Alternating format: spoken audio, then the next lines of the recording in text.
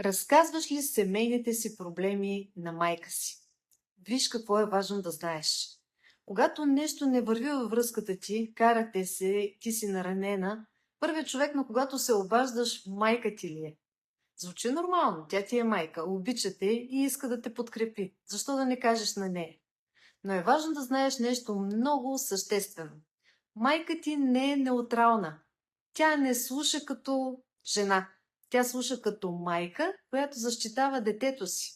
Ти може утре да простиш на партньора, да се сдобрите, да продължите напред.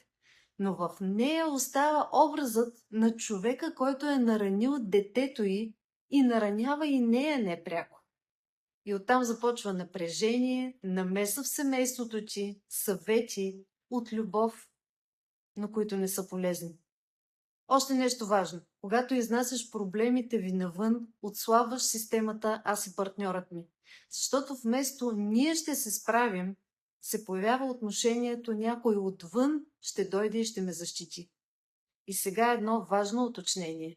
Има ситуации, в които не трябва да се мълчи. Ако има страх от емоционално или физическо нараняване, споделянето е здраве. Въпросът не е дали да го направиш, въпросът е с кого. В тежки моменти не търсиш някой, който да воюва вместо теб, търсиш човек, който да те върне в силата ти, да те изслуша спокойно, за да намериш своята вярна посока. Но това понякога не е твоята майка. Понякога е човек извън семейството дори. Приятелка или специалист, с който да тръгнеш в нова посока. Да не разказваш всичко на майка си не е отдалечаване и предателство към нея, а зрялост.